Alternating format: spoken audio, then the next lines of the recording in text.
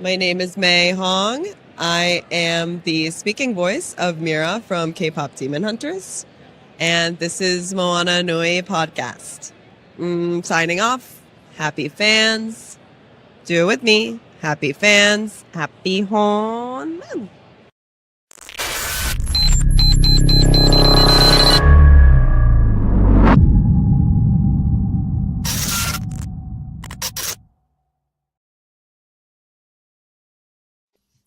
Good evening and welcome to our March edition of Moana Nui After Dark Presents Whatcha Watchin. We got a lot to cover tonight. Hello, panel. How is everybody doing? Doing well. Great. Pretty damn good. I'd expose y'all shenanigans from before we started, but I'm going to move forward. There's nothing to expose. I'm gonna cry in the car though, because y'all apparently I'm the only one that cares. I'm the only one that cares. Y'all care. I don't understand why y'all don't care. It's not that we don't care. Because you won't let me have a flamethrower, that's why. Not that we don't You will care. never get a flamethrower. It's that we don't care. You want me to care? Give me the flamethrower. I told you, me and you are on the same level with the flamethrower. We can deal with killing the zombies and the people trying to get to. We good. No. I can't deal with y'all. We're going to be discussing a lot tonight, so this is your only warning. Oh man. Let's start with Cross. Oh yes, that I watched. Let's start there. Cross season 2, Alex Cross, and I don't know about y'all, but the opening scene of the season, where basically he went to, let's just call it what it was, Epstein Island. Yeah, and the so-called antagonists, because to me they weren't villains. I'm gonna just call them antagonists. They were not villains to me. And basically served out the justice we would all like to see happen to people like that. Pretty much set the tone for the entire season, because I'm like, oh, y'all doing this. And then it got worse Right. as the season went on, because I'm like, I understand Alex Cross has a job to do, but I'm rooting for the suspects. yeah, Pretty much. he was rooting for the suspect. Right. So I thought it was a great arc, though. Yeah, what stood out for y'all? For me, it was again, bunch of spoilers, recognizing how it be your own people. You know, like you think you got it covered, and then I went back once that discovery is made. I went back and thought about all the times that traitorous woman had convinced her to do some terrible stuff that broke her soul a little bit. And then just to find out that she's part of the problem. Like I wanted to fight. I wanted to fight her. Your auntie that pretty much. I went through that you whole thing I just said without saying auntie. Sorry. You just ruined it. Doggone it, Redundant. But yeah, his FBI buddy wasn't ish, but we already knew that. Right. That heifer. There's another thing. That stand down between her and his ex at the end. Y'all. Because she had her clocked them up. She was like, I already know who you are. Right. I already know how you're going to do. With your little fake sympathy, trying to get me to rat out my homie. You out your mind. And then she's like, I can have you arrested. There it is. Right. Little fake radical. Yeah, I see you. Who you've always only here been. for the cause because the cause looks right. Exactly. So yeah, but her, I'm sorry. Bobby Trey needs a spinoff. Yeah. Bobby Trey is a whole mess and then some, but that dude needs a spinoff. I'm sorry. Oh my goodness. I can believe, because he was diabolical the first season. He was awful. And I could not He was naked way too much. Yes, that too. But I couldn't believe she let him out of jail. I mean, for anything, because he was awful. fall. He was a murderer. Yeah. Yeah. Just let him out. But that's no what she needed. conscience. Just he was terrible. He's definitely a character. I hope he comes back for season 3. Yes. He's still in the mix. But yeah, I agree. I hope he gets more airtime. I would love for him to have his own show, not just because he's a good actor, but because he is chaotic neutral. Yes. You know, so every episode, you don't know if he's going to be on the good side or if he's going to take the money and run or shoot the person. Like, you don't know. And I think that would be a really cute idea. To me, it didn't look to me like he was ever on the good side. He definitely chaotic. I don't know about the neutral though. He did save Cross. This is true. Cross was set up to die, and he did save him. But I think for him to continue or even to get his own show, he would need, and maybe that was his redemption arc, saving Alex.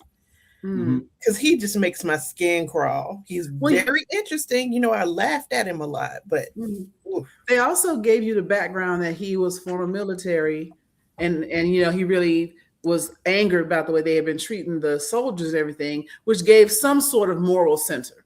You know, something in his mind is not right. And why he was like that. Yeah.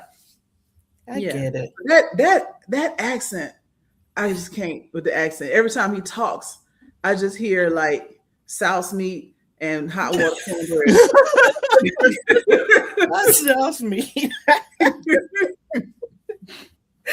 Oh my goodness. The show though, because for some reason, and thinking about it, I don't know why. I love Matthew Lillard. But he's always terrible. Has he ever played a good guy? Yes. He played Shaggy in the Scooby-Doo movies. That's it. Maybe that's it. Because he played the Bard. He played Shakespeare the Bard in that's a stupid role. I didn't see that. The only things I can think of were Scream. He's Vision. He's who? He's Vision. No, he's not. Who's Vision? Paul Bettany. Is it Paul Bettany? Yeah, Paul Bettany. I take it back because Paul Bettany is also in A Knight's Tale. Knight's Tale, yes. Never mind. You know. But for some reason, I just love Matthew Lillard. And I was watching Cross wondering, now, why do you like him? Because he's always terrible. But I had forgotten about Shaggy. To me, he will always be Shaggy. Even though I've never seen the Scooby-Doo films, but he'll always be Shaggy because that's what stands out every time I see him. It's like he can't shake that. And I know he's older and more mature in the face, long gray hair and everything, but I'm like, still Shaggy to me. Yeah, he's what just did you old say, Shaggy. Mouse, what did you say? Wasn't he also in 13 Ghosts? Maybe. I didn't see that. I don't remember 13 Ghosts that well. I don't remember that movie that well either. He was the sidekick in Scream, wasn't he? Yeah. I think in the first Scream film, he was one of the two boys that orchestrated all the murders. Yeah. Right. Spoilers. Because he was in. We haven't seen the original Scream. 20 plus years too late. But actually, it was a deep fake. So. Oh.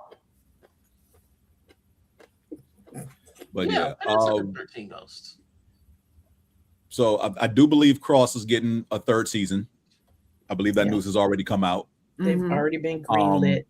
And now that he's basically walked away from the force, do we expect to see more things of like what Morgan Freeman played in the movies that we saw in like the early to mid 90s?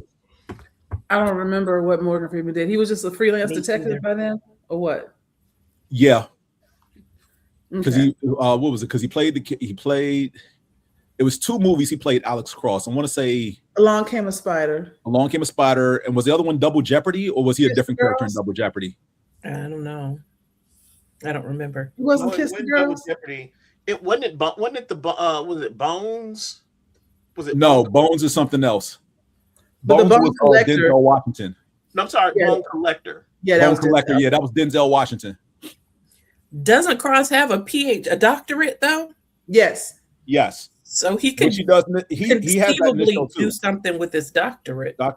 Well, I mean, he's still going to be involved with law enforcement to some degree. I would expect that he might turn consultant for the FBI, which would also be a reason for him to keep having to interact with that trash ass white woman, who's about to be ADIC, whatever it's called. Right. But so speaking of her and the other woman, Mastermind. Like, Oh, where do y'all think they're going with that? Because according to like the names and stuff in the book, the woman that died was Mastermind, but clearly the organization lives on. So who do you think is going to be next? But didn't they?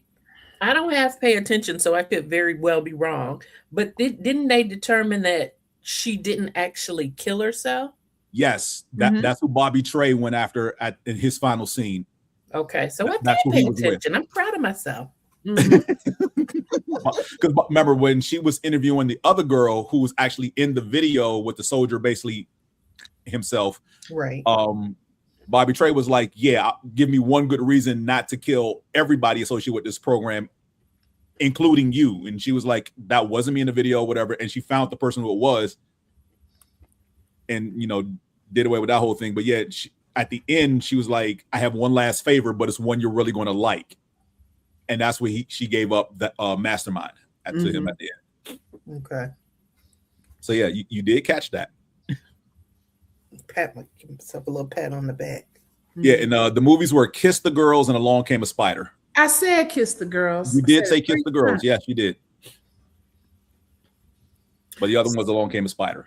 So what else did y'all like about this show? Oh man, I love the camaraderie between Alex and John. Every time he called Alex sugar, I just love it so much. I just want a show of the two of them being like buddy cops, a little bit more lighthearted and getting rid of all the white women. That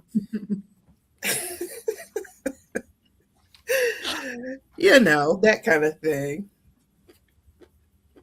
Yeah, I'm seeing some of the reels about their friendship, and they like to play around with it. Like, Aldous Hodge leaned up and put his head on old boy's shoulder, just joking around.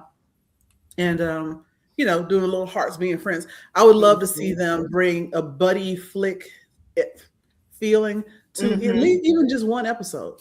Right. I agree. Or take it to the big screen and let them do a full-length movie that is a little more like an offshoot, a one-off, maybe, okay, here it is. Disney or whoever is doing this. Who is doing this? Paramount? I don't know. Amazon. Amazon. Yeah, I couldn't even remember. If they do a movie, I wouldn't be surprised if it went straight to Amazon, though. Yeah, but if they did that movie, it could be, how you want to put it?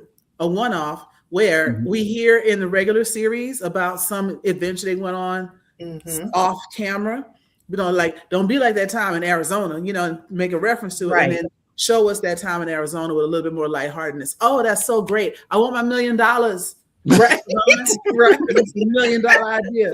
I would love for it to be more, lighthearted, like a Bad Boys type thing. I think they can do that. Yes, especially since the Bad Boys are old as hell now. Right. And I love Martin Lawrence, but he needs a nap. You know what I'm saying? Yeah. So Martin doesn't want to keep doing this. No, that's why he was passing it off to their son, I think. Yeah, the Marine. Yeah. The Marine and the illegitimate son. Yeah. Yeah. Which would be a whole. Yeah, I think that would be adorable. A Bad Boys type deal. Yeah. Because I don't know if either one of those other two could carry a Bad Boys movie, but Aldous Hodge and Old Spice could absolutely carry it. I'm sorry that I do not know his name. I fell in love with him on a horse, and so he's Isaiah, but I like Old Spice. Oh. So what else y'all watching? Bridgerton. I did. Which I call the Cinderella season.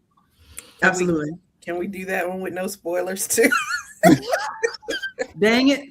No. Sorry. I mean, it's a romance novel, so you know how it ends.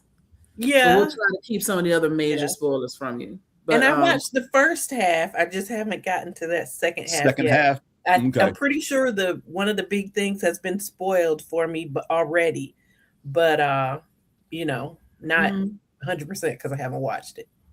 Well, okay. You see the first half. You pretty much know where this is going and how it's probably going to end. Yeah, that was all over. That was all over the internet, so you already know about that. But also, that's been foretold in the books. Like, we've been understanding that Michaela is Michael from the books, who was the cousin, who comes into the picture for Francesca's love story. Like this already been written. And they've already spoiled about, well, not spoiled, they've already sent out teasers about next year. Right. Next season. And I figured think that Michaela's out pregnant. at the end of last season. I figured that out. Mm-hmm. You said you think who is pregnant? Michaela. Pregnant about who? About her cousin. Ugh. Yeah. Why would you think that? Because he didn't want her to be with anybody. He got angry with her being with somebody. And all of a sudden, she's leaving. Why are you leaving when you told this woman, when you told Francesca that you wasn't going to leave, that you was going to stay, and then all of a sudden you're jetting? And I'm like, there's something up, because they need to, when she said, I need to figure out who the heir is going to be, or when they figure out whoever the heir is going to be, personally, I just think that they had an affair. I don't know if it was an ongoing thing. It's like it never happened before. Cousins got together, something happened, but I think she's pregnant. That's my opinion. Spoiler. She's not. She's Okay. gay. She's like super gay. And her so that means that she's in love with Francesca. Yes, that's why she keeps running off, because she can't stand to see the girl that she loves with her cousin. Right. So that's why she runs away so much. But she's very highly unlikely that she has been impregnated by a man. Okay, I didn't know. I didn't read the book. This season, she was repulsed by just about every single dude that made a pass at her. Right. That's why her cousin was like, please stop trying to fix her up. It wasn't that he didn't want her to be with anybody. It was that he knew that she had at the time, a secret like being homosexual or being a lesbian was going to get you in a lot of trouble. So he's like, I asked you not to be trying to fix up with nobody. Please cut that out, without revealing her secret. Because I was wondering when you were like, he don't want her to be with nobody. I was like, what? I didn't remember that. But yeah, he didn't want her to be fixed up with a guy, because he knew his cousin was gay. She didn't like him.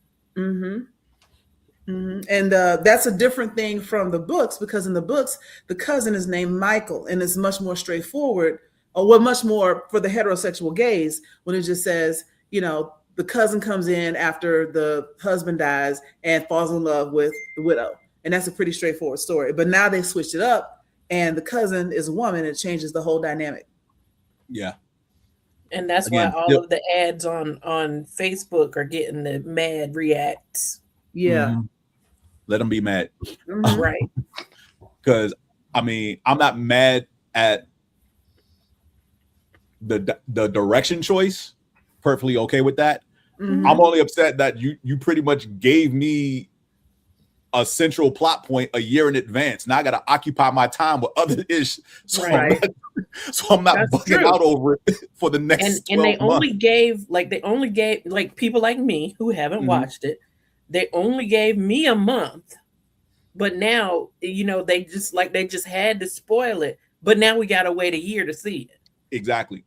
I didn't need that now. Like, okay, cool. You could have just said season 5 coming, and I would have been okay with that. Right. You didn't have to give me the imagery. Because I had seen, and it could be mock-ups because you never know with the internet, but I had seen mock-ups of Eloise with a guy named Philip. I think her book is called Dear Sir Philip or something like that.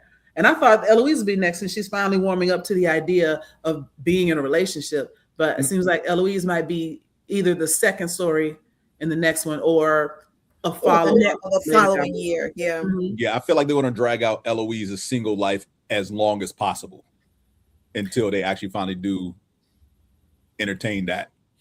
Although I did see this really funny meme on the internet, and it showed every Bridgerton with the love interest, and they're always a person of color. And the caption said, "The Bridgerton family legacy. If it's white, I don't want it." It's accurate. It is accurate. It is. It is, because your mama was getting it right. Yeah, and the mama wanted to have a good time. She didn't want to settle down. And the way she fumbled that dude, I was so mad at her about that. She was like, I just want to have fun. I like sneaking around. I like the adventure of the kids not knowing, or they might know. I'm like, wait, what? That's not what she said, because I feel like he'd have been cool with that for the fun of it. She said she liked having her freedom and she didn't want to be tied down to him. Yeah. And that's different from saying, we can be officially a couple, but let's keep it a secret. She was like, can't we just, not be official and let me maybe roam around? And he was like, I don't share. So deuces. But I mean, I'm glad she got her some. They might come back together at some point, They might. I hope. Because watching them just try to navigate that is like, okay, we y'all just do this and get it over with. I love the one line that she's had when she had a little negligee on, and she's like, and he came in and said, your housekeeper told me that I would be having tea in here. She's like, I am the tea that you will be having. That's because she's on the bed trying to be sexy. Right. The actress, though, she said that she cried when she realized that was a love scene for her because she was, older. Hollywood will tell you that you're not in good shape. Things aren't as tight as they used to be. And she really did worry about how that was going to look. She thought she'd be ridiculed for it. But then all of these women like me, I'm 52 and I'm looking at her on screen like, yeah, girl, you better get you some. You still got it. And she said she got so much outpouring of love from women all over the place saying that she is beautiful, and it made her feel good, which I'm like, that's what we should be about, lifting each other up. And her maid is like, come on, girl, just go and get some. Right, He's like, I'm gonna need you to go and get some, in a nice way. It's like you said something earlier. You could have been had these kids up out of here. He's like, right. All right, and I do love her maid is flocked into everything. Yes, I'll get everybody out the house. You just go and get you some. She was like, whatever you need, I got you. Whatever you like. Look, just put a sock on the front door. Right.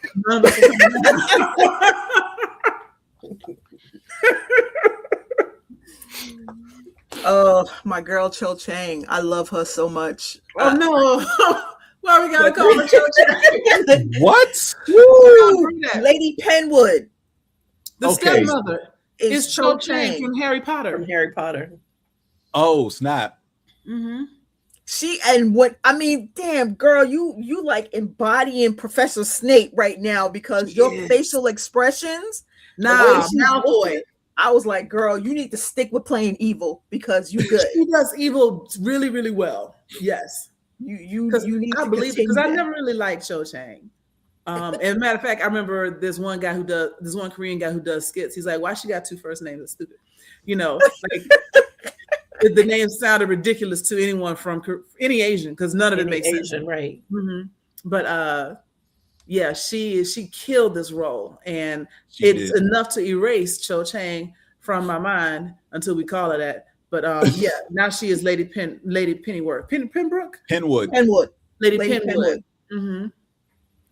Yeah, she's bad. She needs to stay. And were all the kids named after flowers? Yes. Posey. Mm-hmm. And Rosemond. Rosemary and Rosemond. And Posey. Rosemond, yes. And Posey. Oh gosh, I'm blanking. What is the main character's name? Who? Not Cinderella. What's her real name? Sophie. So she wasn't a flower unless she wasn't. Mm-hmm. But her daughters were flowers. Yeah. Her daughter, yeah, she wasn't. Because she was late Penwood's daughter. Right. Bastard daughter at that. Yeah. Mm-hmm. Which he did take care of her. It was a good season. But it was very much Cinderella. The two stepsisters. I did like that one of the stepsisters was like, I want to be your friend and I'm going to help you out. She was naive. Mm-hmm. But I just want to do the right thing because all this feels wrong. Exactly. And I didn't have a problem with the Cinderella-ness of it all, Me either. No, I'm not saying nothing negative. I'm just calling it what it was. Mm-hmm. And they didn't try to hide that with the first episode. Right. They threw it right out there. Cinderella didn't really need rescuing. Like if he had just stayed out her face, she'd have been fine. She had a new job. She'd have chilled and lived the rest of her life over there, but she kept running across him because it's fate, and he loved her and blah, blah, blah. Until he said the dumbest thing of the entire season was, will you be my mistress? Mm-hmm. But I mean, that was society. First of all, that was society getting in the way because it's unheard of. Everybody understood you can't marry a maid. You're a Right. lord. You're a lord of a big house. You can't marry. I don't care how low you are on the totem pole. You cannot marry a maid. But then she knew she wasn't a maid. She knew that she had royal blood, and she never said anything. And that just aggravated the shit out of me. Like, yo, the first time I'm alone with him, I've been like, my daddy was a lord. Like, that would have been the first thing I said.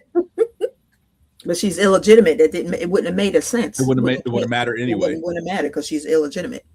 She still would have got treated better. Like they said, a lot of illegitimate kids became governesses, which is an elevated position over standard servant. Yeah, she could have done some things, but I also think that there may have been some desire for her to like not besmirch her father's legacy, et cetera, et cetera.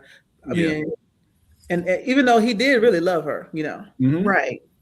And she thought that maybe he was seeing the real her. Mm-hmm. But then when he came at her with the, will you be my mistress? She was like, this, what, here. Right.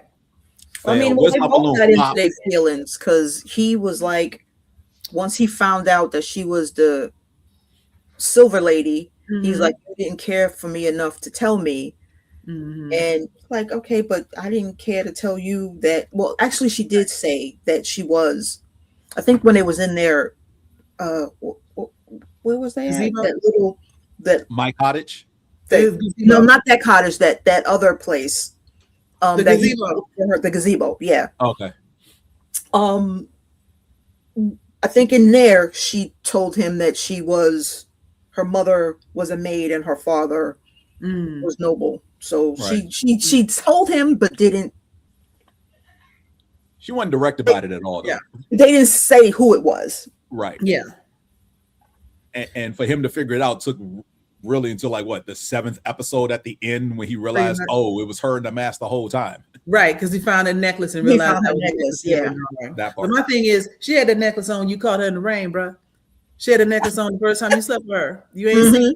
Can you look? Anywhere? She didn't, because apparently he snatched it off because she was frantically looking for it and couldn't find it. No. That was the second time. Remember, they got at each other at his cottage house first, and she had on. Mm-hmm. That's right. And she told him that was her mother's necklace. Mm-hmm.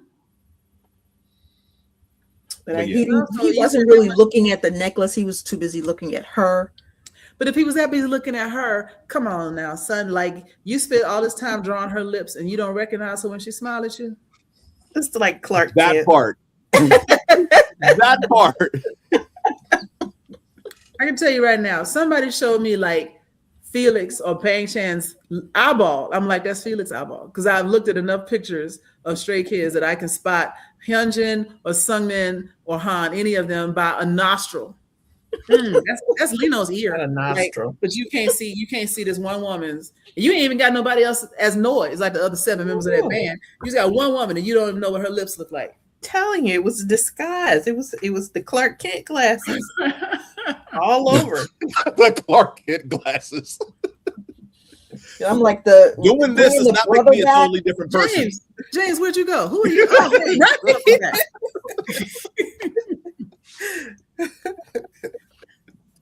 There are not 10 people on this podcast because we're all wearing glasses, okay? Right. That's not how this works. It might be. You don't know who I am when I take these glasses off. I could be a whole different person. That's what they do with all of the adult movies. She take her glasses off. And shake her whole head different down. woman. Yep. It's only 9 because if I had powers, I wouldn't hide it. Oh my gosh, Right. we know that. I would hold a press conference. You are an anarchist through and through, sir.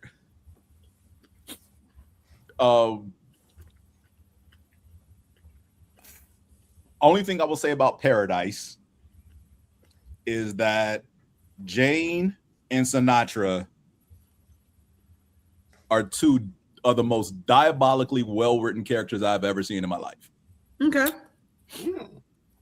That's the best thing I can say about the season without spoiling anything, because Sinatra's always playing chess and everybody around her is playing checkers. And I would love for somebody else to figure that ish out fast enough to realize what's actually happening. And Jane just got everybody twisted around her finger like, I'm the damsel in distress and I don't know anything. She's a psychopathic murderer. Right. You at the top of the totem pole. What the hell? But I haven't watched it all yet. I've only gotten as far as I want to say like episode 3 or maybe 4. But another thing that so far has stood out to me is watching Xavier is his name. Watching Xavier fall in love with his wife. It's beautiful. That man knows how to fall in love, man, because he did the same thing with the courtship episodes from This Is Us, had all of us loving him. He does it in real life. The only time he didn't do it was when he did that Preacher movie with Regina Hall. Oh my God. The movie was a mess. And I'm still mad at him about that. But Sterling K. Brown is that dude. He's that dude. I love him. Yeah. So that's all I'll say about Paradise, because somebody hasn't even started season 2 yet. Yeah. So we talked Cross, we talked Paradise. Oh, you know what we can talk? Me and Teresa anyway. Go ahead. We went to a early preview of They Will Kill You. And we're not going to spoil that because it really is coming out tomorrow. Right. But They Will Kill You. First off, it's good. It's worth watching. They plugged it as an action horror comedy, and it's got all those elements in it. You know, absolutely. What is it about? Oh yeah, the trailer looks great. It's about this girl who ends up having to spend the night in this hotel, and they try to kill her, and they don't. And that's the whole movie. The whole movie is her trying to fight her way out. Yeah, and that's all I can say without spoiling the plots and the subplots and whatnot. But yeah, it's pretty cool. It's pretty cool. So yeah, she gets in, she discovers that she's stuck, and then she has to fight her way out because they start trying to kill her like 10 minutes in. Right. Oh, that fast? Yes. They don't waste no time then. She's supposed to be a sacrifice. Yeah. She's supposed to be a sacrifice later on. I wasn't sure when it started because I love the trailer. There's this one point in the trailer where she's talking. I forget. I don't know who the lady is supposed to be, and she's like, "Where did you learn how to fight like that?" She's like, "Prison, bitch." Yep. Oh, it's great. And they do, and I gotta say, Zazie Beetz has definitely stepped up her game as far as action hero status, because when I feel like she didn't do her own stunts, who does? It's not like a condemnation thing, but her action sequences were believable. Like she looked like she'd been studying martial arts. It was more than just, running around with a bat or an axe or anything. Like there were choreographed fight scenes, and she looked believable. So she had a little bit of her own action in the Deadpool movie. Yeah. Like I don't think she did her own stunts, but there was some of it that I was like, I could believe she did that. Right. Yeah. And I will say she can play. I knew she could play a villain when I saw her lose her shit in the last season of Atlanta when they were over in Switzerland, wherever they were in Europe. Amsterdam. And she ended up in Paris for some reason. Wow. And she was walking around with a baguette, like a long piece of bread, for the whole episode. And then you discover like halfway through the episode that she's actually like an enforcer for a gang that she done fell in with that quick, and that bread was like 2 days old, and it was hard as a bat, and she beat people with that bread. Oh my gosh. That's the character they brought to They Will Kill You. So I've still got season 3 of Atlanta sitting on my DVR that I haven't watched yet because I refuse to accept that the show is over. And as long as I don't watch season 3, technically it's not over yet. I feel you because it is an artistic masterpiece of a show. Yeah, I feel the same way because whatever season that is when they are overseas, I haven't started it yet. That's the season. So the last thing I saw was them getting on the plane. What is it on? It's on Hulu. Yeah, it's streaming on Hulu, and I don't know if it's anywhere else. I don't know that, but it's definitely on Hulu. Yeah, I think Hulu is the only place. Okay. Yeah, that season, that show is good, and it launched so many careers because every single person on that show has done bigger and better things. Yes, right. Brian Tyree Henry is like A-lister now. Right, he's in the freaking Marvel universe. Right. And what's the other one? Zazie Beetz did Marvel as well with Deadpool, and Lakeith Stanfield be doing all of art house projects. Yep. He's the new sensitive soul for this generation, you know? Ooh, yeah. What's his name? Glover is Donald Glover, yeah. Sony Marvel adjacent. He sure is. Yeah. He sure is with his, but maybe not going to be in the live action Miles Morales, you know, but I mean, which is wild because when he was on, what was it? Not Parks and Rec. What was it? 30 Rock. Community. 30 Rock. Oh, sorry. No, I'm sorry. He was a writer for 30 Rock. Yeah. Yes. But he was on Community, there was a joke about him playing Spider-Man going around the internet. And so they did an episode where he had Spider-Man pajamas on or whatever with his curly afro. And he looked almost exactly like the Miles Morales that ended up getting drawn for Marvel's. That's where Bendis got the idea. Yeah, that's where they got the idea. So it comes full circle. And then to have him in the live action movie with Zendaya's husband. Tom Holland. As his uncle. Miles' uncle, yeah. Yeah. So that whole and cast, also in the Spider-Verse film as well. Yeah, same character in full costume. Too. Yeah. So yeah, that whole cast is in Marvel now. Pretty much Marvel, yep. But I think what I enjoyed most about the first 2 seasons was, you know, I'm watching it and going, "Hey, that's that Chevron station right down there on Westlake." I mean, because I recognized it because they filmed it in the hood, so I recognized all the locations. That's what's up. All right, who else has seen something? I went and saw Project Hail Mary. I'm sorry. Did you see it too? No, did you see it too? Oh, I love Project Hail Mary. I'm still not convinced that Ryan Gosling was the right person for that role, because when I saw the trailers for it, the part of me is like, okay, so they're sending him out into space to find a way to save humanity, and Ryan Gosling is the person they got playing this scientist that's saving the planet. Because I'm sorry, when I see Ryan Gosling, the only thing I see is the dude from Remember the Titans that he played. Oh gosh! Wow, that's all I see when I see Ryan Gosling. I see The Notebook.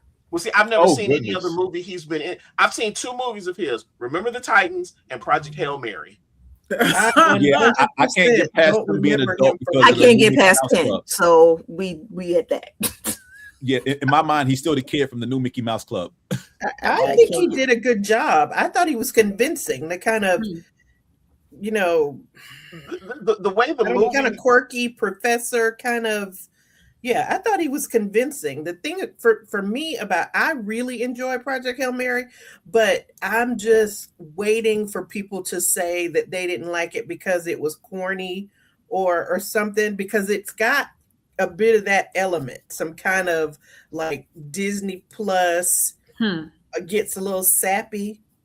I happen to like that. And, you know, that was one of the things I liked about it, but I'm waiting to hear other people complain about it and say they didn't like it for that reason. Honestly, it's just not believable, as that person was what Furious was saying. It's like, what's the Mandalorian's name? The one that did Pedro Pascal. You're picking somebody who's popular instead of picking somebody who can do a better job. And you don't need to have the it boy of the moment doing that. And he's the it boy of the moment. Get somebody else. I don't think he's a good person for that role. I don't think he's a good person for the role, even though I haven't seen the movie. But I don't think he's an it boy, because I ain't heard nothing about Ryan Gosling in a minute. And Pedro Pascal, I think it was the Mandalorian that blew him up like that. Granted, he was in Game of Thrones, but he died. He was in and out, died so quick and died so stupid. I don't know that we, thought of him as an A-lister from that. But for some reason, even though his face was hardly ever shown in The Mandalorian, a lot of people were like, yo, Pedro Pascal is that dude. And I'm like, why? Because didn't his stuntman do most of the show with a mask? And for one of the seasons, he wasn't present for half of it, so he just did the voice. That's why. But wait, what about it? What about, wasn't he in the second Wonder Woman movie? Yes. Was he? He was. Yes. But that was all after Game of Thrones. Yeah. Oh, okay. Yeah, remember Game of Thrones? He was the one that got killed by the mountain, who kept talking about I'm gonna make you say that you killed my sister and Yeah. essayed her and all this Yeah. other stuff. That's reason, right. yeah. I forgot about that. Yeah. Yeah. And instead of Yeah, actually no. killing the mountain, he played around with him, and the mountain Fell on murked him. Yeah. Yep. But with Project Hail Mary, the comedy aspect of Project Hail Mary, I think Ryan Gosling did an excellent job in the comedy aspect of it. The science side of the movie, and again, maybe that's just my own bias of when I look at him, I don't see scientist guy. I was just going to say that. I see comedy that's guy probably because what turned me off from it. Yeah. With- I didn't without- have a problem with him. I thought he did a good job. yeah, oh I no. don't- Yeah, he did We all, a good we all job. know I don't ask too much of movies. I just, Mhm. I just want to be Like I said, entertained. There were just certain again, and again, that's my own personal bias, just the sciencey stuff part of the movie.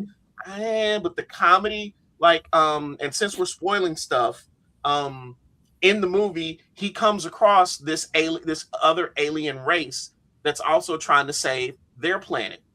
And there is, how long was that sequence of them passing back messages and learning how to communicate with each other? What was that? Maybe 20 minutes? Maybe. Yeah, there's this like 20-minute sequence of the alien sending they're sending communications back and forth in these remember the old school tubes you'd see at the bank in the drive-through when they Hydraulic pass money and stuff like that. It's kind of like that, but imagine that, but it's not clear. And the alien sends him a map that he eventually figures out as a map. And I forget what he sends back to he sends him a map of the solar system where Earth is. And they do that a few times, learning how to communicate with each other. When you finally see the alien, it's this little rock dude who The thing. No, it's not humanoid. No, not humanoid. There's a Pokemon character that's a rock that looks like him. I just don't know what it's called. I think it's called Rock. But the whole thing, he's a rock creature who There's doesn't so many have rock a real, Pokemon. He doesn't have a face, and he used echolocation to see. But he's a rock, and Teresa, what was it? Did he have 4 legs, or was it 6? Dude.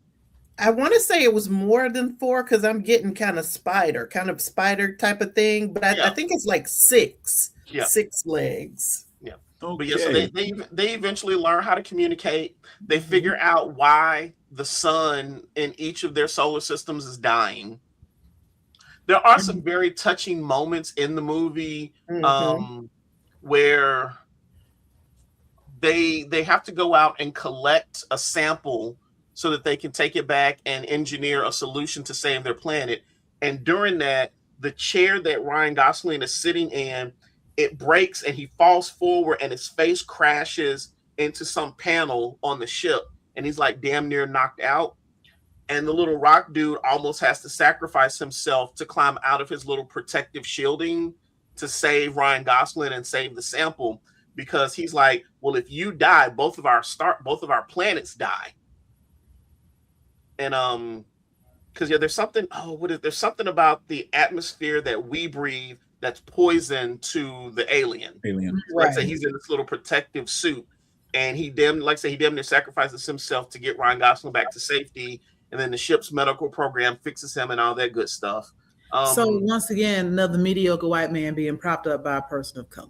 The Rock is brown. Yeah. No, the Rock is kind of gray. It's kind of rock colored, but I mean, it's got color. Yeah. It's not white. Right.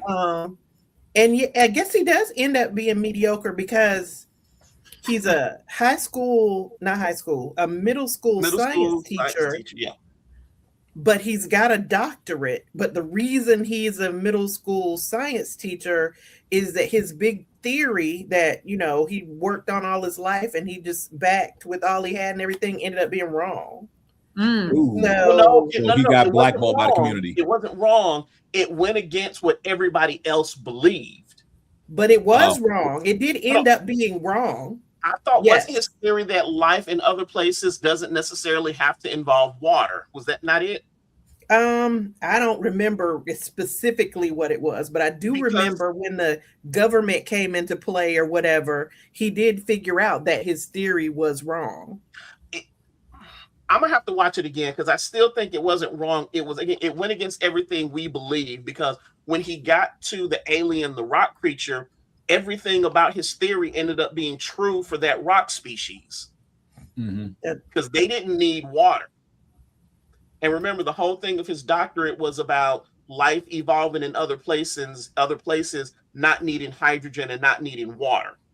But that was the good part. So when the movie starts, it starts with him unconscious and in an induced coma for the trip, because I forget how many light years away they're going. 11.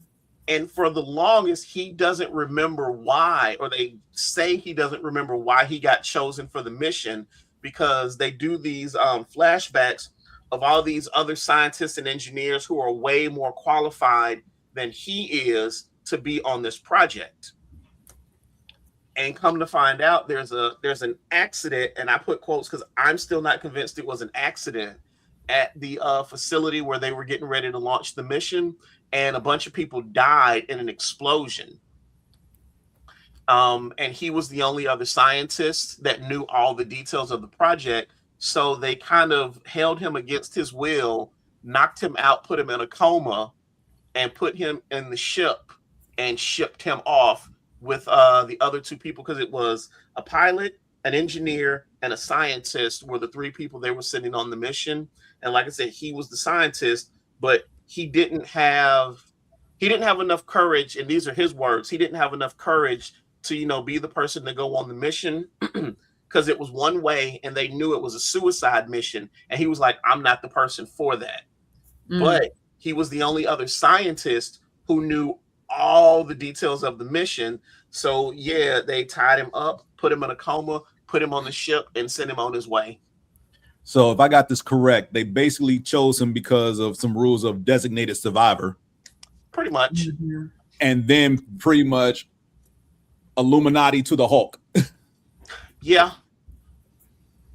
But it ended up being the right call, because he ended up figuring out what it was that was killing the sun and collected the samples, figured out how to fix it, and sent that information back to Earth.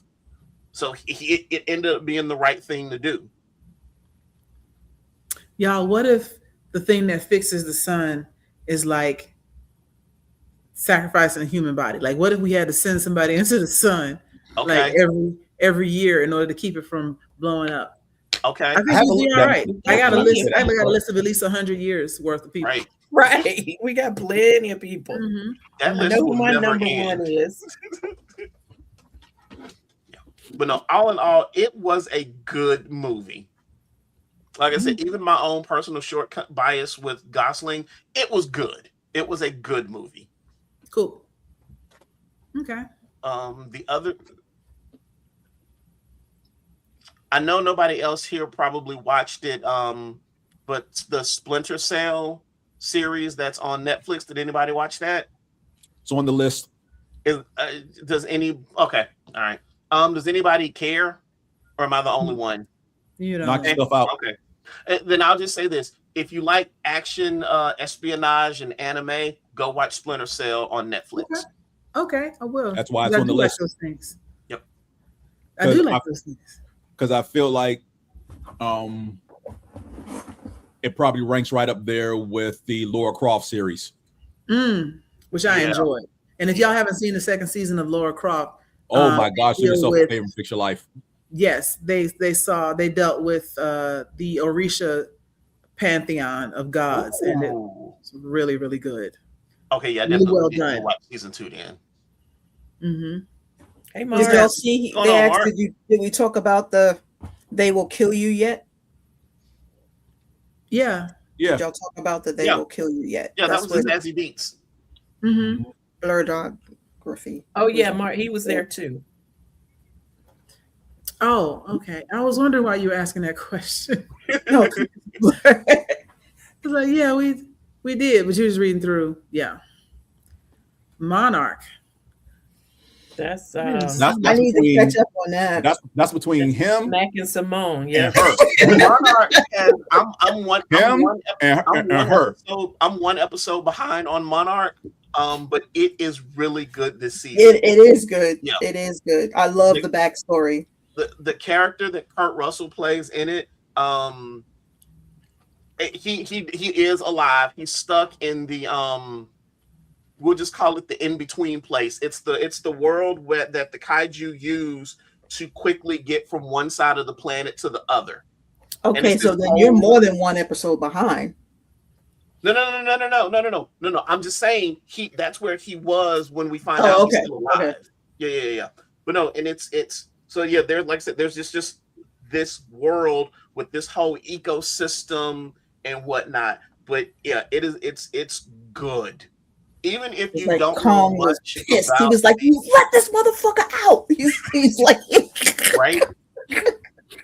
Because in order to save him, they don't realize that there's another kaiju just kind of sitting there waiting, and Kong is like, "You bastards, what did y'all do now?" Because they always up to something. Yeah, but yeah, even if you don't know anything about the series, I still think you could, or not the series, but the Godzilla franchise and its modern version. I still think you can watch Monarch and enjoy it as a standalone series. Okay. Cool. Speaking of standalone series, let's get into anime. What are you all watching? What have you recently completed? Blah, blah, blah. Well, before we get into anime, I stood up with my daughter and did the BTS shit. I woke up to watch it. You live streamed it on time? Wow, because that was early. I watched it live. Yeah, I think it was 5:30. Oh my gosh. 5:30. And I could have watched it later on Netflix later, but she wanted to watch it live. I was like, okay, I'll be up with you. Don't know what the fuck they're saying, but I would have. I was like, when they went to the army looking like that, because they all look cute, and the army let them in there looking like that. Like, yeah, I mean, it's matter of fact, the Korean army, they'd have mandatory service, so everybody got to go if you're a Korean citizen and male. Women can volunteer if they want to, but they ever since they started doing K-pop idols, and K-pop idols are not exempt, they still got to go. But ever since they started doing K-pop as an export, because they are an export of Korea, is K-pop music. You can't have them, getting shot and stabbed and nothing in routine accidents and whatnot in the army. So they created a, USO type military team, and it's full of entertainers. And they go around and they entertain the other troops and stuff that are stationed in different places. And so you'll see a lot of folks who are idols when they get back out and doing like routines and dancing, to different songs and whatnot. And that's how they can contribute if they lack any other special skills. Because, if you have no skills, you end up being an infantryman or whatever. Sometimes you might be a sniper. Sometimes I know one of the BTS guys had a chronic foot injury. And so they gave him a desk job, even though he still served in that desk job for 18 months. But yeah, they're all cute. And that's a whole nother conversation that we were having about how girls really like cute boys. Like, it's not because they're, super shiny or young or whatever it might be. It's because they have a hygiene standards and a skincare routine. Like, if you washed your face and stayed groomed and, got the dirt out from under your nails, maybe a girl would like you too. But I saw you posted, Joy. You was I don't know how I saw it, but you was on this Korean guy. He what did he do? He did something like this, and then he had was he Korean? He was Asian. Yeah, and he had muscles, and then his first picture he had nothing but chains on his chest. Oh, that's Bang Chan. That is the leader of Stray Kids. Yeah, I'm like the game that I rock with. Like, damn, I'm like I'm pregnant just by looking, and I can't even have kids. Yeah, I'm like I can no longer have children, but this man made me pregnant. Yes, Bang Chan. Christopher Chan Bang. Yes, the leader of Stray Kids, doing workout, like doing his whole back muscle workout and putting it on like their version of OnlyFans, which is called Bubble. where they talk to fans, and sometimes he'll just post videos and he'll say, here's a video of me working out, do with it what you will. And people just put the most raunchiest, people without fail, somebody puts pony behind it. Wow, wow, wow. Because we nasty and twice his age. But anyway, yes, the BTS thing was great. I've heard the new album. I think it's pretty good. There's a huge blow up online about a big mistake. And I'm going to say mistake and not misstep because it didn't have to happen. BTS, the album's title is called Arirang. And that song is like the equivalent of the old Negro spiritual. You know what I'm saying? Like it is a song from the fields. It has deep, deep historical roots in Korea. It is like it's their change gonna come. You know what I'm saying? Like it means a lot to them. And so to name their album Arirang talks about, being proud of where you're from, holding on to your heritage, so on and so forth. And part of their heritage is the first time Arirang was ever recorded was by 7 Korean guys who were at Howard University. They came to America. Oh, that's where the Howard thing came from. Okay. Mm-hmm. They came to America either the late 1800s, early 1900s, and they could only go to Howard or another black school because they were not being accepted in the white society at all. So being able to record that was life-changing, or it was a moment in Korean history at Howard in the United States. And then when they put out this cartoon or this video showing the moment that these 7 young men arrived on Howard's campus, and there's 7 members of BTS as well, so there's that dynamic. And they show the crowd listening to them sing, and the crowd is white people with maybe 2 black folks in the back. Oh, y'all know.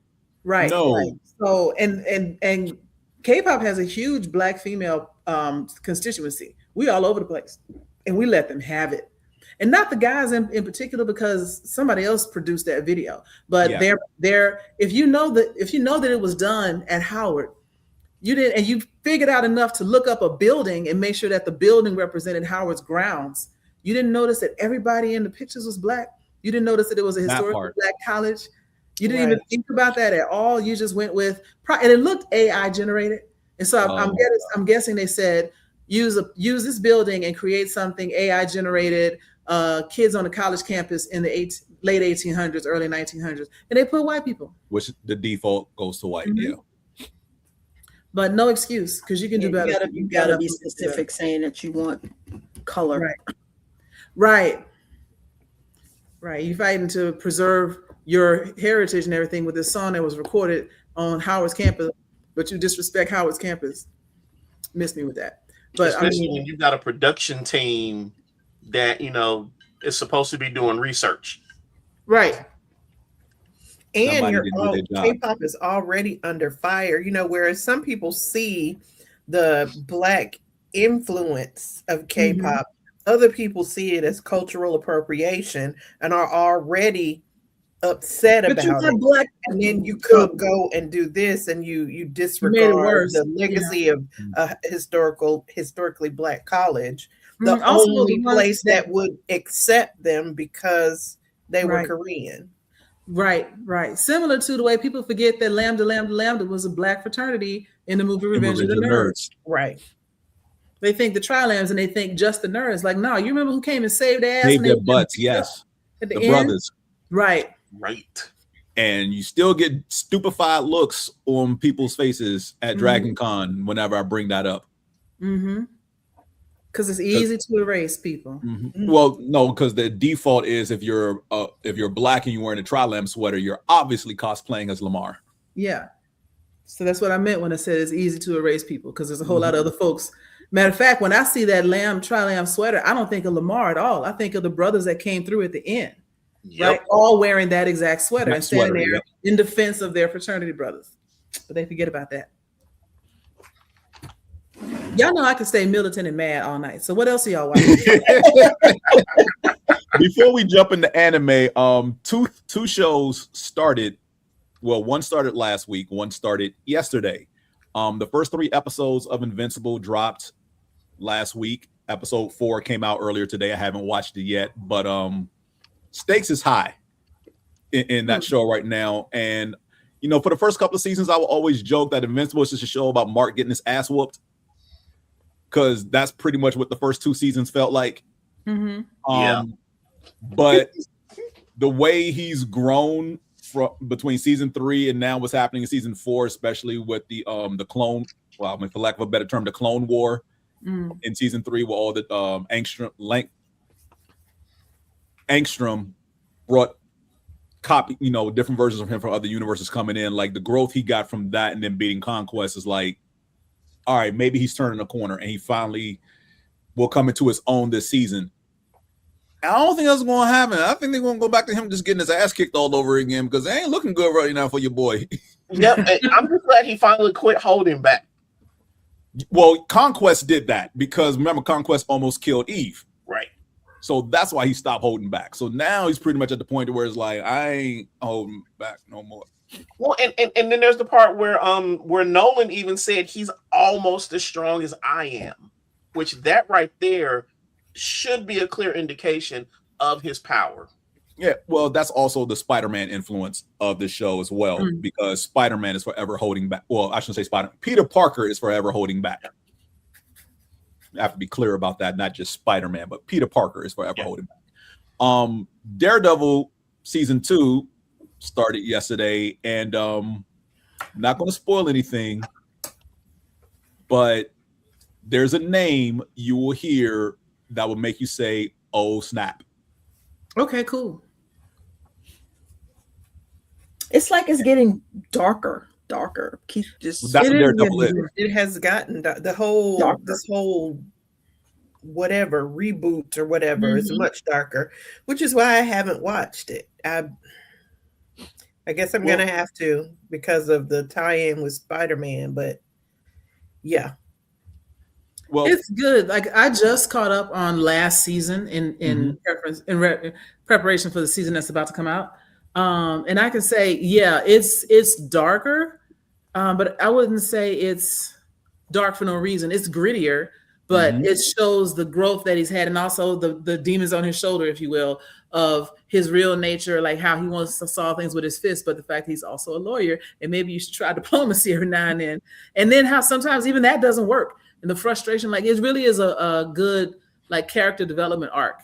And I don't think it's any more gruesome than any other season. Matter of fact, I feel like there might be less blood. His internal fighting with himself. And it's like, you, at the end, you still saved the damn bastard when you could have let him got shot. Right. Like, without spoiling something, at one point he accidentally killed somebody he needed. He's like, yeah, you suck, dude. Get a hold of yourself. But it's good. I mean, spoil season 1, because no, I said go ahead and spoil season 1. No, what? Because I haven't finished it. Oh my gosh. Yeah. But Blurredography is asking about Scrubs. Is anybody watching the reboot of Scrubs? I am not. Sorry. I didn't watch it the first time around, so I didn't really have a frame of reference to watch it this time.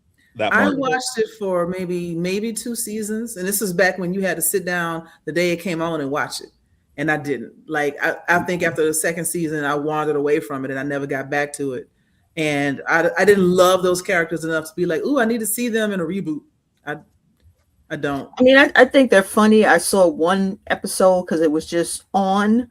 So something else that I was watching, and then this one happened to come, it came on the next, and it was one episode of, I think he turned out to have cancer or lung cancer or something, and it's a comedy, and then at the end they get together, and I was like, it's cute, but it's not something that I would.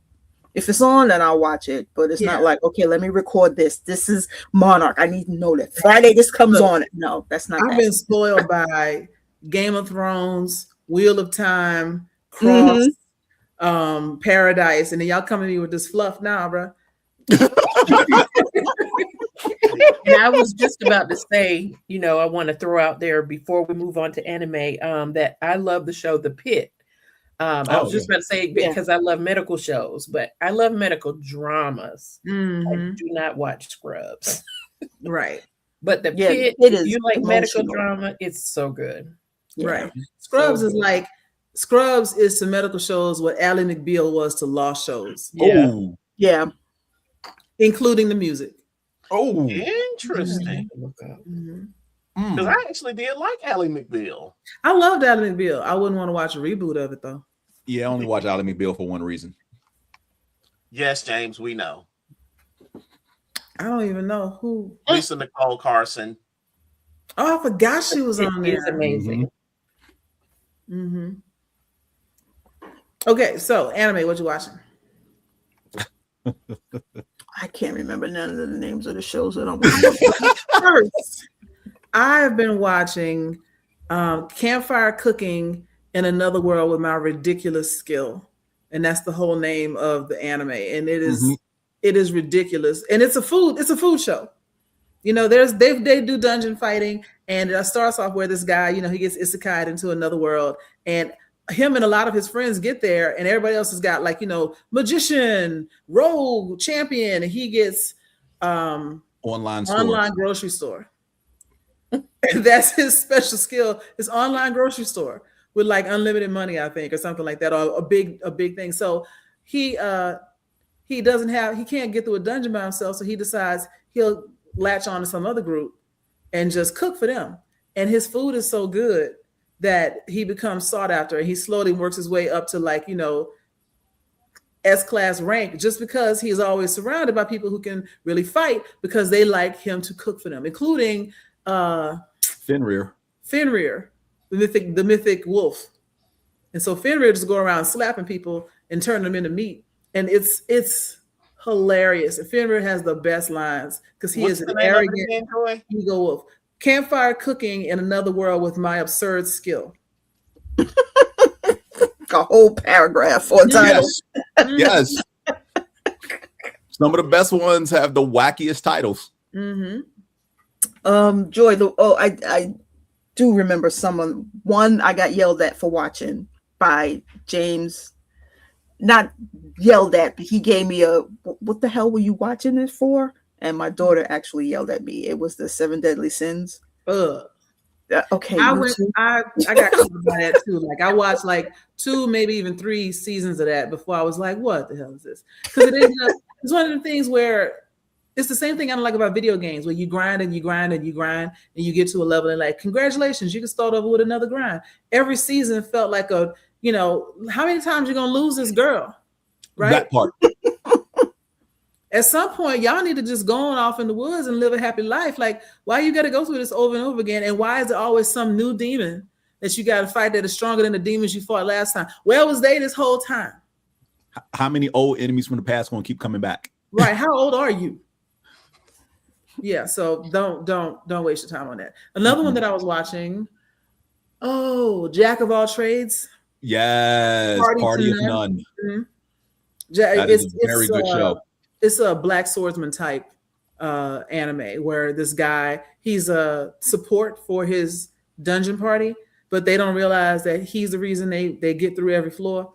And so then he ends up kind of freelancing and stuff. And it's cool. But they kicked him out the party. They kicked him out the party, but it was cool. It was cool.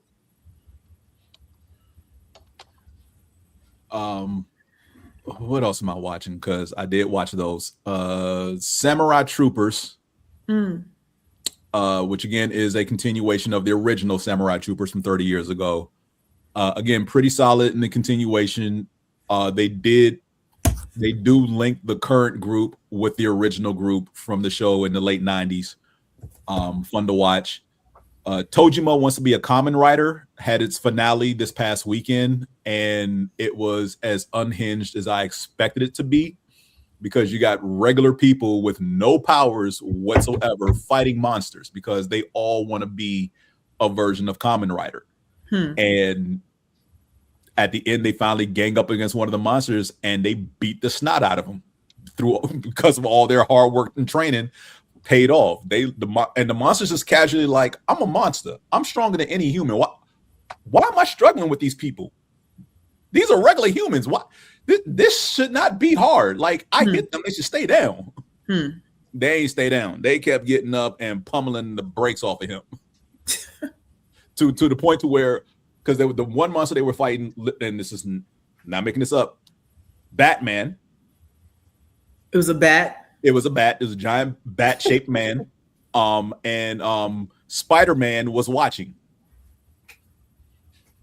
Because like Spider-Man actually decided that there's something inside humans that they dig deep and they find this thing that makes them stronger when they need to be. So he decides to start actually mingling and living amongst the humans and finds a girl who tried to be an idol, and he becomes her boyfriend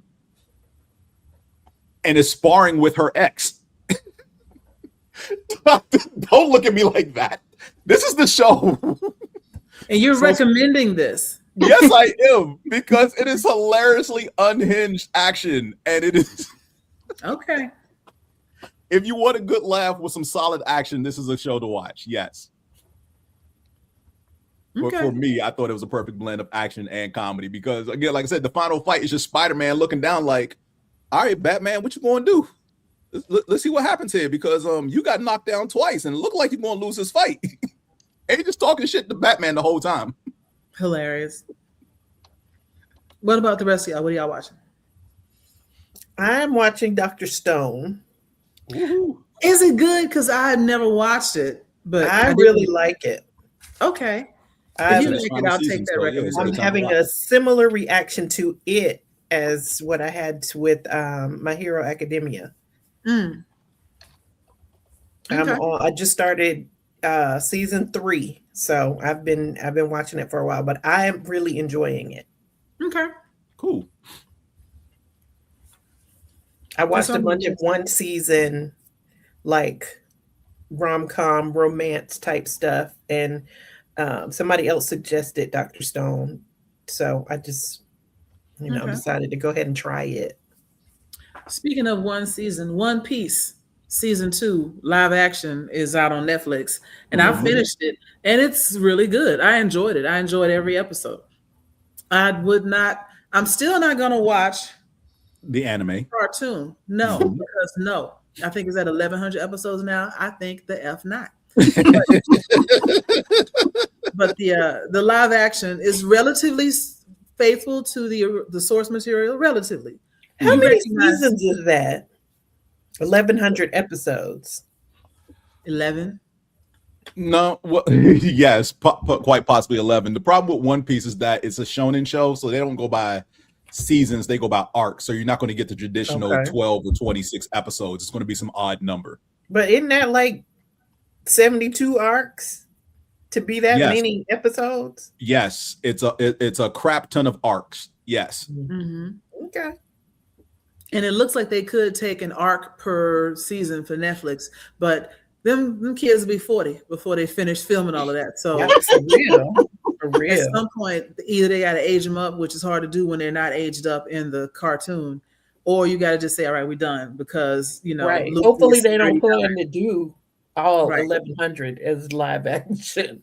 Mm-hmm. There's no way they can. Or they could skip. Oh, is that the one where they dropped it in the ocean? They dropped the last part in the ocean. No. Is that the one? What? There was the director took the end. Or maybe it's not. Oh, that one. I know what you're talking about. Yeah, there was a rumor that the creator of One Piece actually in real life tore up a message or something and put it in a metal box and dropped it. And said One Piece is real, or there's something about that, and they put it in the ocean, and then somebody. Yes, because the joke is that in the anime, they have not begun their quest to find the One Piece. They've done everything necessary to get what they need to look for the One Piece. Mm-hmm. They haven't started looking for it yet. In the 1,100 episodes? Right. They keep getting distracted. And I'm going to tell you right now, the One Piece is the family that you bring with you. I mean, why are we confused? And that's been said as well. But again, the premise of the anime, for those who don't know, is that some pirate said that, the ultimate treasure, whatever, and he left it in one piece and hid it somewhere. So Luffy's like, all right, cool, I'm gonna go look for it. And he assembles a crew and they get a boat and they're supposed to go look for it, but they've been doing every side quest imaginable. So imagine playing an RPG. Your main goal is to kill that demon at the top of the mountain, but you got all these side quests over here, and so you do all the side quests, but you never step one step towards the demon at the top of the mountain, and that's what the anime of One Piece is. Okay. Yeah, I'm looking at it right now on IMDb, and I've never seen this before, but it started in 1999 at season 1. And yeah, all 1,100 of these episodes are technically season 1. Season 1, man. Season 1 for 27 years. Yeah. Season 1, episode 350.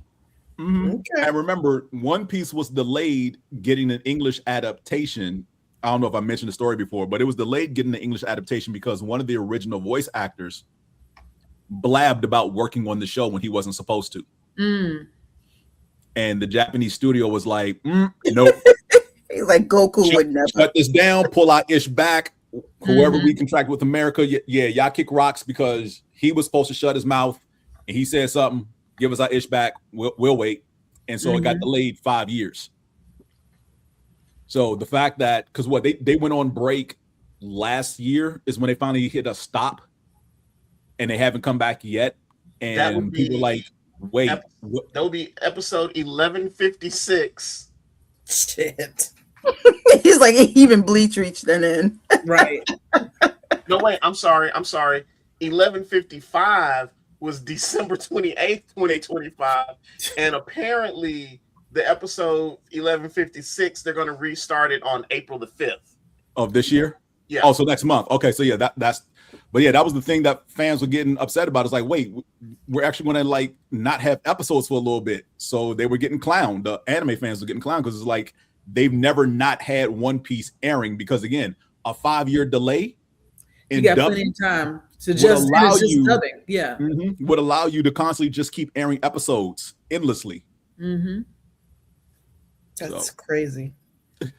Season 1, episode 1156. That's crazy.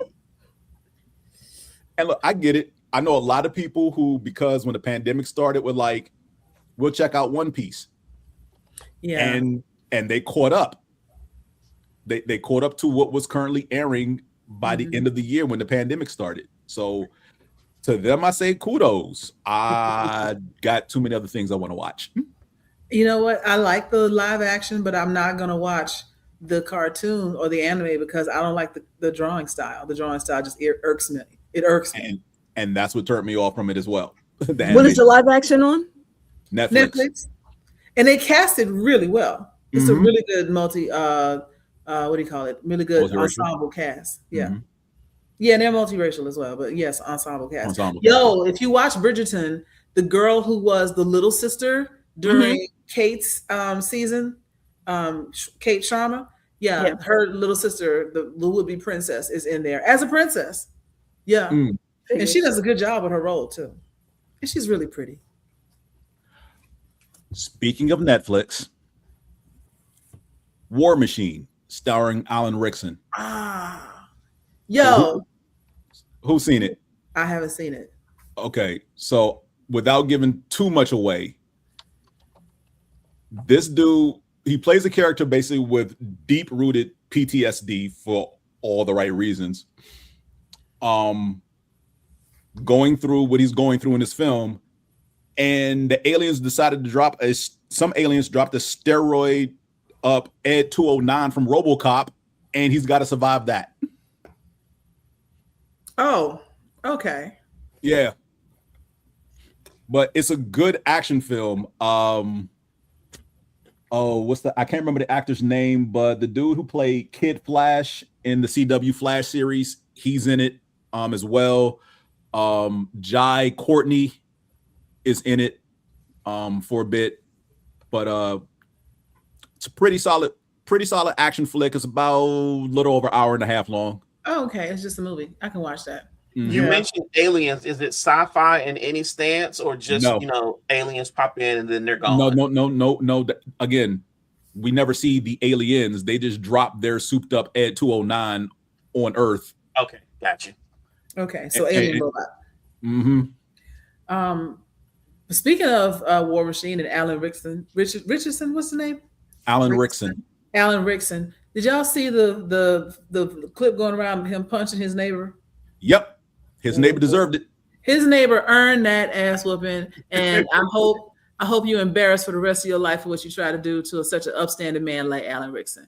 And I'm glad he knocked your socks off, you dirty dog, because the whole thing was a setup. You got your wife or whatever filming from inside, and you stepped to him because you like, let's go start something with the Hollywood actor. I know he's got a lot of money, and then he'll probably settle out of court. And Alan Rickson was like, I think if not.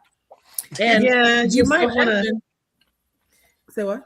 I was just gonna say, if you're gonna get in some Hollywood actor's face, you might want to pick a small one. No, he picked him on purpose because the big burly guy, guy with these big muscles beat up little old me. Yeah, but you didn't know that he had a GoPro on his chest and the whole thing. And he's like, dude, are you kidding me? What's wrong with you? Get away, man. Walk away. Get off me. And he wouldn't let him go. So yeah, you antagonized. And then when he got back on his bike, you pushed this man off his bike. Yeah, you endangering his life, endangering his limbs and stuff. I'd have knocked you out too. And then he told him, stay down. Dude didn't stay down. He earned that whooping. And the whole world is dragging him like he deserves to be dragged. Yep. And Alan Rickson, 2028. That's all I'm saying. I don't understand what it is about folk who want to step to people who are just, because Alan Rickson is basically like what, riding a motorcycle, ATV, whatever it was. Because in the video you see other people on like similar vehicles, dirt bikes and motorcycles. Yeah, it looked like a street bike. Right. So he's riding his bike either to or from some place. Why do you feel the need to step in front of him and tell him to stop? One, you're endangering your own life. Right. You're endangering your own life, stepping in front of somebody on a motorcycle. So, and then you're endangering his life, because if he has to make a snap decision, bikes aren't forgiving when they fall. No. So yeah, I don't know why that's becoming a trend all of a sudden with certain people in this country, but yeah. And yes, Wonder Man is getting a season 2, and unfortunately, Starfleet Academy got canceled because that's what Netflix does. So y'all like that? You really vibing with it? Yeah, done. And well, Starfleet Academy is on Paramount. Same thing. Yeah. And unfortunately, because of who they're run by, they cave to their base. Exactly. That's what I was thinking. That's what it's like. After that, I'm probably canceling my Paramount, because Star Trek is the only thing I watch on Paramount Plus, so there's no reason to keep it. What gets me is the people that, like you said, when they cater to their base, or they cater to the basest level of their audience of Americans, is there's nothing down there but like hot dogs and mayonnaise and nothing like interesting. It's very mediocre. It's very bland, and all of the best stuff, we all agree, even them, is stuff that has input. And like people talking about Star Trek was too woke. Like, that's ridiculous. Star Trek's always been woke. It is, it's been woke since day one. And there's been some polls and surveys recently that say like Gen Z is more misogynistic and racist than even the boomers. They may not resort to be woke. I mean, a man kissed a green woman. How the fuck can you be woke? It's not even real. How many people walk around here green? Come on now. A bridge crew with an Asian, a Russian. You had a Scottish man as an engineer, a black woman managing communication. But you know what? Honestly, I don't know. Sometimes I look at Star Trek and I know that Roddenberry was woke, but when I look at the cast of Star Trek, especially the original series, I'm not sure that one black woman constitutes a woke show. It was multitude of races, because remember George Takei, multitude of white people. George Takei is not white. Okay, that's fair. Takei. And Walter Koenig is also not white. He doesn't identify as white. Which one was Walter Koenig? Chekhov. Okay. He's Russian. Oh, he's Russian. Yes, which is in Asia. But yeah, at the time, considering that there weren't any positive black models of Asian or African American descent on TV, or Russian, to have them not only be on the show, but it's a futuristic show. They're all smart scientists, etc. and they actually have lines. They don't just get killed off like the red shirts every episode. Like that was a big deal. And then to have Kirk and Uhura kiss was the first interracial kiss on television. So yeah, it was a super woke show. Yeah, at the time. For its time, yes. You can look back at it now and say it wasn't, but at the time that it was airing, half that cast wouldn't have normally been on. I mean, between Nichelle Nichols, George Takei, and Walter Koenig, they wouldn't have never been on that show. No, because of what was going on in America at the time. And remember, the Loving case was like what, 1964? Yep. Yeah, somewhere in there. It was in the 60s? Yes. It was in the 60s. I thought it was older than that. No. Interracial marriage was illegal until the 60s. Okay. And if they were on the show, they all would have been servants of some kind. Right. Yeah. I heard they bought the BET Plus and closed it down and moved the stuff to BET. To Paramount. Yeah, Paramount bought BET Plus. Yep. Well, I mean, they bought out Tyler Perry's share. They bought out Tyler Perry's shares and then shut it down. Yeah, they're just gonna move all that BET Plus programming over to Paramount Plus. Which is messed up. Is there anything else you want to talk about? Well, before we move, I will say this. If you're a person who's going to hold on to your Paramount Plus, they're going to roll all of Paramount Plus and all the Warner stuff is going to all get rolled into the Paramount Plus app. They're not going to keep it all separate. So if there's a silver lining out of this merger, it's the fact that everything is going to get put under Paramount Plus and you won't need a separate subscription. But they're probably going to just jack up the price of the base subscription. Probably. What they'll end up doing is if one is $10 and the other one is $10, they'll sell you both of them for $17. Yeah. Right. So. All I know is that's what keep getting it for free. Right. I miss the dudes that used to sell bootleg DVDs out the trunk of their car. Man, that was a whole industry. In the barbershop on Saturday mornings. Yep. You can get. All right. I know James got to go. Got a hard stop. He got to drive home. Max is gone again. I don't know what that. Oh, yeah. Well. Oh, HBO Max. I miss regular cable, but I don't miss that bill. I don't miss regular cable because, like, my watching lifestyle was different when I had cable, and when I realized that I really didn't watch anything but The Daily Show, I was like, I can get that on YouTube, a couple of days later, and I cut the cable. And if I had to piece together subscriptions for every little show that I thought I wanted to watch, I'd be spending more. But I just let go of some stuff. I'm like, I guess I won't be watching this anymore. I was in video games for a little while during the transition, and now I'm into Netflix and Viki, which is where I watch all my K-dramas, and Crunchyroll, which I don't pay for because I steal from James. You're welcome. Yeah. Well, my TVs are probably glad for the rest. Because when I had cable, I would get up and turn on the TV and walk out of the room. It was on for noise. It was, yes. Well, now I don't turn them on and it's very quiet in here. Sometimes when I'm walking around, because if I'm watching Crunchyroll or whatever, it's on my tablet while I'm working. So I pause it. And if I'm walking around, it's quiet and I'm hearing stuff. And I'm like, you know what? That's why I used to have the background noise on, because I don't like hearing my house settling. Right. You hear the ghosts in the walls. Yeah. The UPS lady throwing my packages at the front door. Yeah, I hear like hit the water pipes banging. My cable watching pretty much at some point got reduced to just sports. But now that sports is pretty much every league, and I'm sorry for saying this, but it's true, every league has pimped itself out to all the streaming platforms. Yep. Basically. There's no point in having cable, and now I have ways around that so I can watch the sports I want to watch when I want to watch them. So, but yeah, at this point, they just want you to pay for multiple streaming platforms, and your bill's going to look like your cable bill used to. Exactly. Let's just let some stuff go.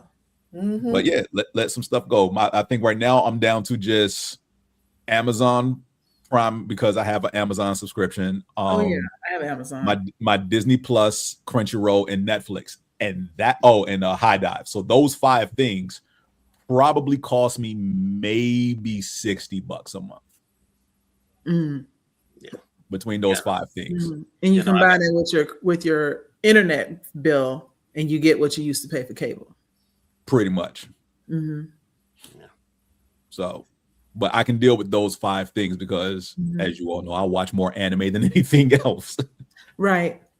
And unlike cable, like, if they had a base amount, you had to pay this much for, channels you never watched. Like, I ain't never watched, NFL package in my life, but I had to pay for it at one point. But the way things are now, if I just decide I don't want all these subscriptions, I just stop paying for them.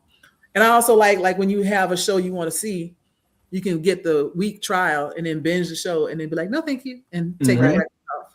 Yep. And they're trying to find ways to stop people from doing that. But they can't do it. Yeah. They'd be better off just saying $5 for the weekend and let me binge something for $5. And let people just weekend binge for $5 more about their business. Because they would give, if you're charging $12 a month and you can get me for $5 a weekend, 3 weekends, 4 weekends out of the year, you'll make $20 off of me that you wasn't gonna make otherwise. And a whole lot of people would do that.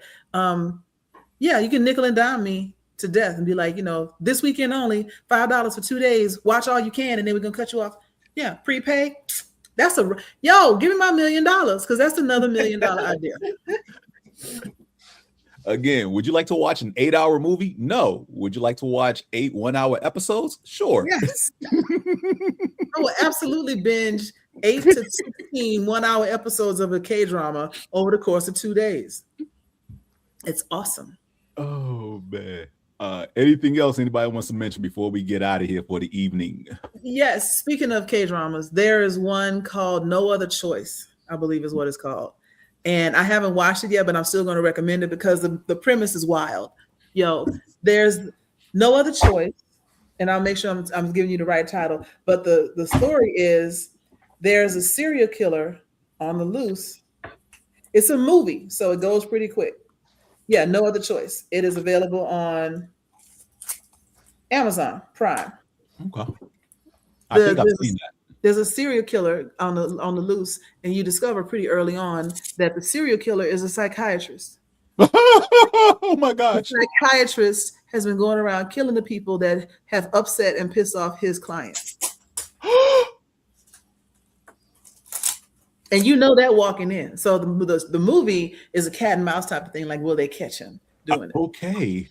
But yeah, he feels like the only way to bring peace to his abused clients is to kill their abusers. Is this dubbed? Yes.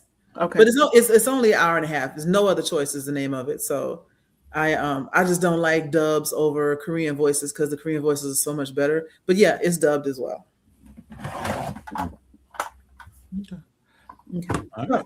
With that, we are just past time, so we should wrap up. James, take us out. I will. But what is it? Daily Life of the Immortal King. I think in the next week or two, the entire season will be dubbed into English. So start watching that 5th season that just dropped. Okay. What's the name of it again? Daily Life of the Immortal King. If you haven't started watching it, go back to the first season. It's worth, 25 10-minute episodes, whatever. I enjoyed it, and it's got just enough break the fourth wall comedy to make it interesting. All right. Well, with that, we're going to wrap up for the evening. Thank you all for joining us. We will see you all next month. I have no idea what we're going to discuss because a lot of things are dropping soon. Probably getting more detail of Invincible, Daredevil, maybe talk about Spider-Man as it gets closer, but we'll see. All right. So with that, I'll just Devil say... Wears Prada would be dropped by then, right? What's that? Yes. Devil Wears Prada? Okay. I think so. It's the beginning and a slime movie. So yay. Okay. So we got a plan. So God bless. Peace out. Good night.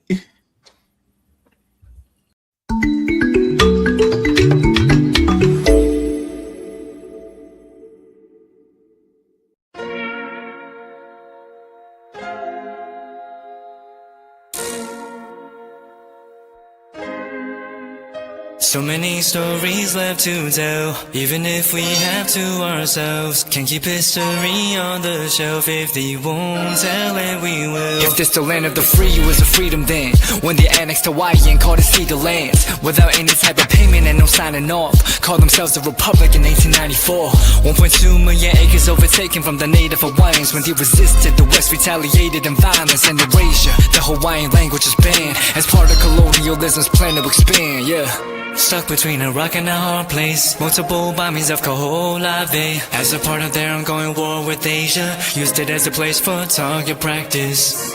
No consent or compensation. Colonizers call for annexation.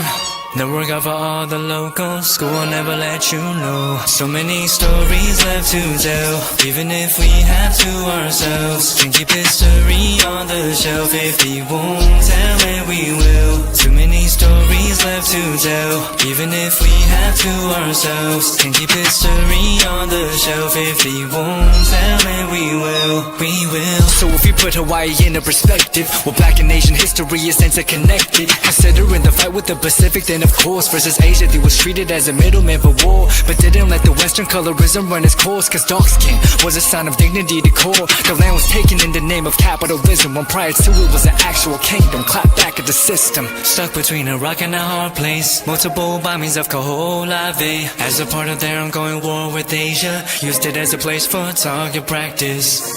No consent or compensation. Colonizers call for annexation. The work of all the locals. School will never let you know. So many stories left to tell, even if we have to ourselves. Can keep history on the shelf. If they won't tell it, we will. Too many stories left to tell, even if we have to ourselves. Can keep history on the shelf. If they won't tell it, we will. So many stories left to tell, even if we have to ourselves. Can keep history on the shelf. If they won't tell it, we will. Too many stories left to tell, even if we have to ourselves. Can keep history on the shelf. If they won't tell it, we will. We will.